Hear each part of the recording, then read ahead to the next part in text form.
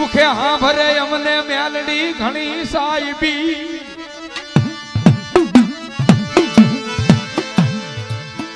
અરે રે ઓલી દુખે હા ભરે મેલડી દે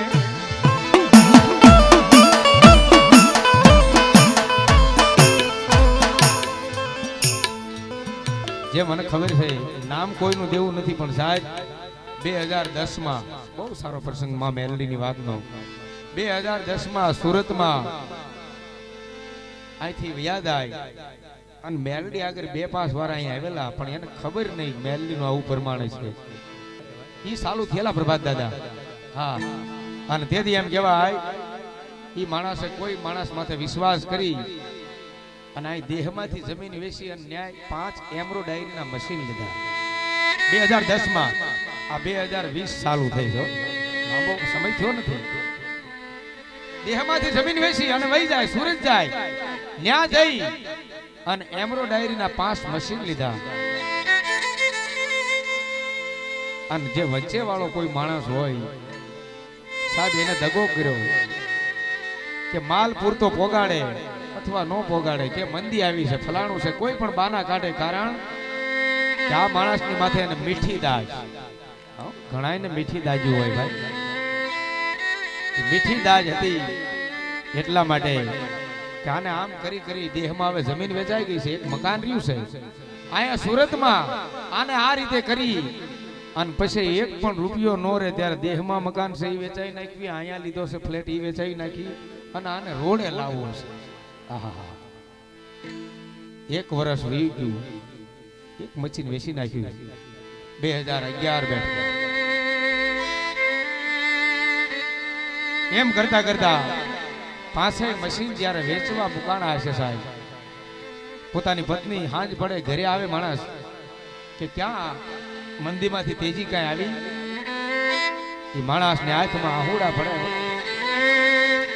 પાસે મશીન વેચાઈ જાય અને પોતાની પત્નીને આવી અને કીધું કે હવે આપણે શું કરશું કેમ કે હવે કાંઈ એવું નથી હજી આપણે સંતાન નાના છે દીકરી દીકરો છે કારણ કે 8 વર્ષની દીકરી છે અને 5 વર્ષનો દીકરો છે સાહેબ અને પોતાનો આવો ધંધો ઉભો કરવા હાટું થઈ અને માણસ અહીંયા દેહમાં જમીનનું જાગીર વેચી અને સુરત જાય અને તેથી એમ કહેવાય જે હારે લઈ જનાર હતા એ જ માણસો પાછળથી દગા કરતા છે અને ખબર નથી બાપ પાસે મશીન વેચી અને બે માણસ પોતાનો જે ફ્લેટ હતો એ ફ્લેટ બંધ કરી અને હાથમાં જ આહુડા પડે છે હવે શું કરશો હવે જો કઈક કોકના બોલે મજૂરી કરવા માટે કઈક કામે જાય તો દાંત કાઢે હજી આપણા સંતાન નાના છે ભણે છે કાલ મોટા થઈ જાય પછી એનો ક્યાંક સંબંધ કરશો તો આપણા દીકરી દીકરાને કોઈ આપશે નહીં કારણ કે જમીન હતી વેચી નાખી હતી અને તેથી બે માણસને રાતના 12 વાગે મારી કીડી વાળી મેલડી સાંભળી છે ઓ બાપ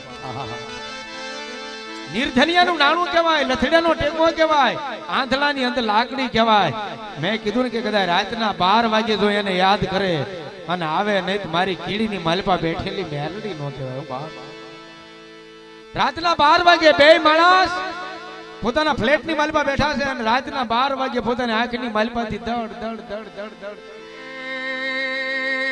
આહુડા પડતા હશે અને મારી કીડી વાળી મેલડી સાંભળે કરે માં બે પગ વાળા બે હાથ વાળા માણસ તો મારી હારે દગો કરે છે મારી જે 35-40 વીઘા જમીન હતી એ વેચાવી નાખી અહીંયા 5 મશીન કર્યા હતા હાડીઓ બનાવવાના એમ્બ્રોઇડરીના મશીન કહેવાય એને હાડી બનાવાય એ મશીનમાં મારી ભગવતી જોગ માયા કાંઈ ધંધામાં વળ્યું નહીં એટલે એ વેચી નાખ્યા છે હવે મારી આગળ જમીન નથી રહી મારી આગળ આ મશીન હતા એ નથી રહ્યા કોઈ પોતાનો ધંધો નથી રહ્યો નકર ઊભો થઈ જાય અને રાતના 12 વાગે બે માણા પોતાના ફ્લેટની માલપાર હોતા હશે સાહેબ એ સમય કેવો હશે બાપે પણ હવા વેતની નાંગણી બની રૂપિયા જેવડી ફેણ માંડી અને એ સુરતની માલપા 5મા માળે બારીની માલપા મારી ભગવતી મેલડી ડોકા કાઢે હો બાપ કે વગર ધોકડાનો વકીલ બની જાવ, નિર્ધનિયાનું નાણું બની જાવ, અને જો કદાચ આજ કોઈ માણસ મરતું હોય ને મને મેલડીને યાદ કરે જો આવી અને મરતા માંથી નો ઉગારું ને તો હું કીડી વાળી મેલડી નો કહેવાય બાપ, મેલડી નો કહેવાય બાપ.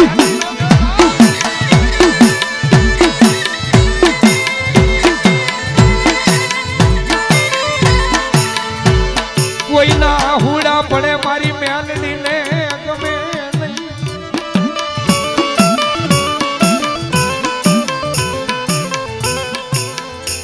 કોઈના હુડા પડે મારી મેલડી દેવને ગમે નહીં.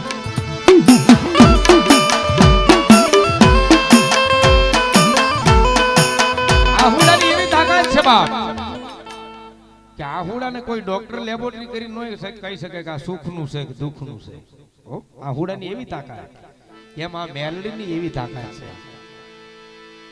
મને તમને ખબર ન પડે મેલડી કયા રૂપમાં ક્યારે આવશે અને કયું કામ ઉકેલી નાખશે, પણ આવી અને કામ ઉકેલી નાખે ત્યારે ખબર પડે કે બાપ આવી ગઈ, હવે આવી ગઈ. આહુડું બે પ્રકારના આવે, એ ભગવતીને અને ભગવાનને બેને જ ખબર હોય, અને કોક એવો મહાપુરુષ માણસ હોય એને ખબર હોય. આહુડા બે પ્રકારના આવે. સુખનું આહુડું હોય એ આંખમાંથી ઠેકી ઠેકી ના આવે, અને દુઃખનું જે આહુડું આવે એની સીધી લીટી થતી હોય બાપ. કારણ કે દુઃખનું આહુડું હોય એ ફેર હોય, અને સુખનું આહુડું હોય એમાંય ફેર હોય બાપ. બાકી એટલું દુનિયાની મારી પાસે સાયન્સ આગળ છે, એટલું વૈજ્ઞાનિક આગળ છે, એટલા ડોક્ટરો એમ કહેવાય બીજા ભગવાન જેવા સ્વરૂપ ડોક્ટર છે. પોતાના હૃદય કાઢી અને પાછા એમ કહેવાય એટક આવ્યો હોય એને પાછી સ્પ્રિંગ બેહારી અને પાછું હૃદય ફિટ કરી દે. પણ સાહેબ એને એ તો ખબર ન હોય કે દુનિયાની મારી પાસે જીવ ક્યારે જવાનો છે. એ તો મારી જગદંબા માને ખબર હોય અને કા પરમાત્માને ખબર હોય. પણ મારી મેલડી કે જો કદાચ જમને આ પૃથ્વી માથે ધક્કો ખવરાવી અને પાછા નો મોકલી દઉં તો હું કીડી વાળી મેલડી નો કહેવાય. હો બા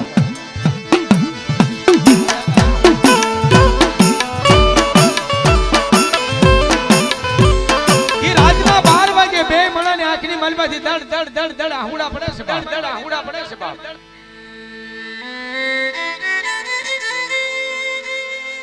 અને મારી માયાળુ મેલડી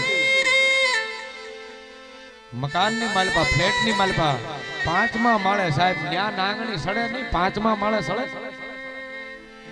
નો સડે, પણ બારીએ હવા વેચની નાંગણી બની રૂપિયા જેવડી ફેણ માંડી. રાતના 12 વાગે મેલડી એમ કહેવાય ડોકા કાઢે છો એવો ગેબી અવાજ છો કે બાપ.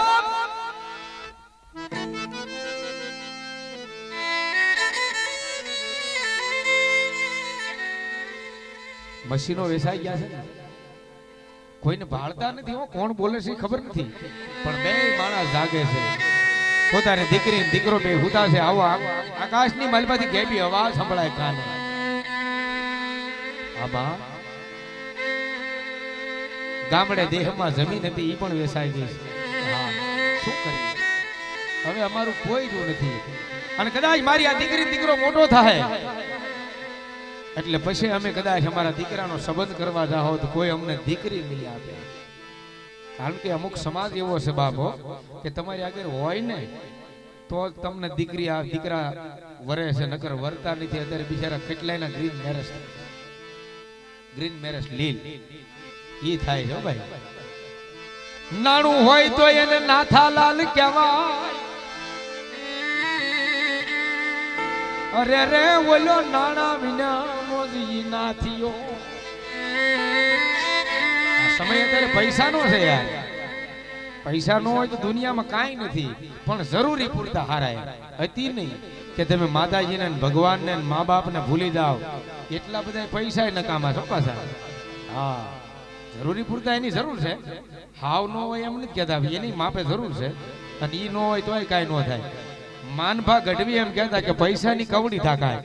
ફૂકાઈ ગયેલા વડલાનું થળિયું હોય એની તમે 10,000 નો ડટ્ટો મૂકો ને તો હવારમાં ઈ કૂપડું કાઢે. બોલો આની તાકાત છે? એમ તો નથી, એમ નહીં. પણ એટલી બધી નહીં કે તમે આપણી ભગવતીને ભૂલી જાઓ, મા બાપને વૃદ્ધાશ્રમમાં મૂકી આવો. દુનિયામાં કોઈ કોઈને માનો નહીં, એટલી જરૂર નથી પાછી બાપ. બે માણા રોતા હોય તેથી મારી મેલડી અવાજ કર્યો કે બાપ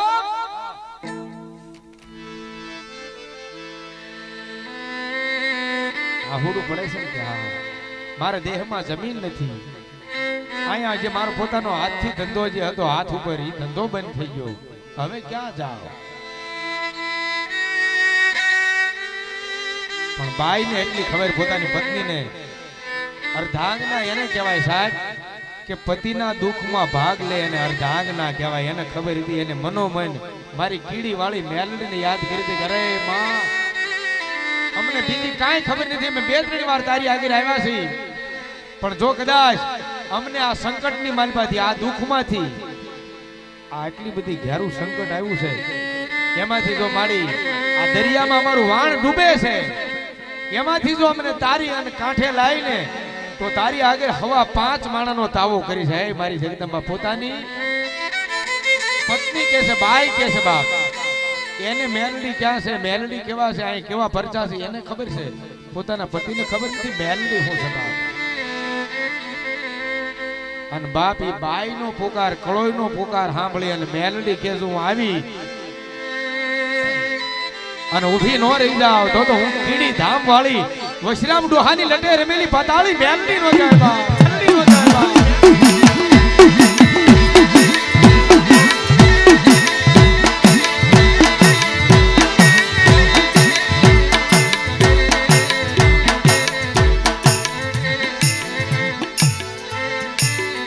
તો અંતરની વાત મારી મેલડી જાણનારી, એ મારા